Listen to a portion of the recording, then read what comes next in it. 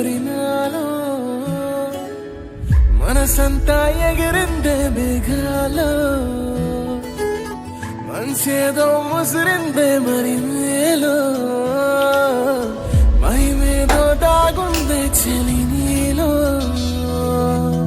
నువ్వు తప్ప ఇంకో లోకం లేనే లేనంతలా నన్నిలాగా కమ్మేస్తుంటే నువ్వెంతలా ఊపిరాగిపోతున్నట్టు ఉందే ఇలా నీ వైపే చూస్తుంటే చూస్తూనే ఉండిపోనా నీ వెంటే వస్తుంటే నా దారే మరచిపోనా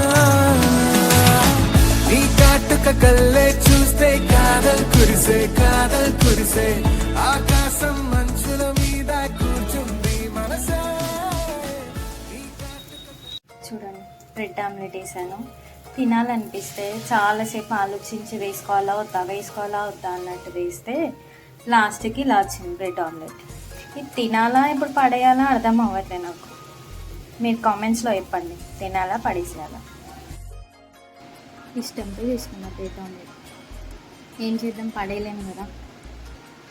పడేయడం ఇష్టం లేకపోయినా కానీ కనీసం మనం తిన్న టేస్ట్ చేయాలన్నా కానీ తినాలి. సో అందుకే తినేస్తున్నాం. ఎలా అని ఉండని తినేద్దామని ఫిక్స్ అయిపోయాను నేను. బట్ ఓకే, ఎలా ఉంది తెలుసా, నార్మల్గా ఆమ్లెట్ బ్రెడ్ రెండు మిక్స్ చేసుకొని తిన్నట్టుంది నాకు ఇప్పుడు ఇది. బట్ తినేస్తున్నా, ఏం చేద్దాం, నాకు తినాలని కోరిక కదా, చేసుకుంటే ఏం రాలేదు, తినేసిద్దాం. చూడండి, బ్రెడ్ సపరేట్ వచ్చింది, ఆమ్లెట్ సపరేట్ అయిపోయింది.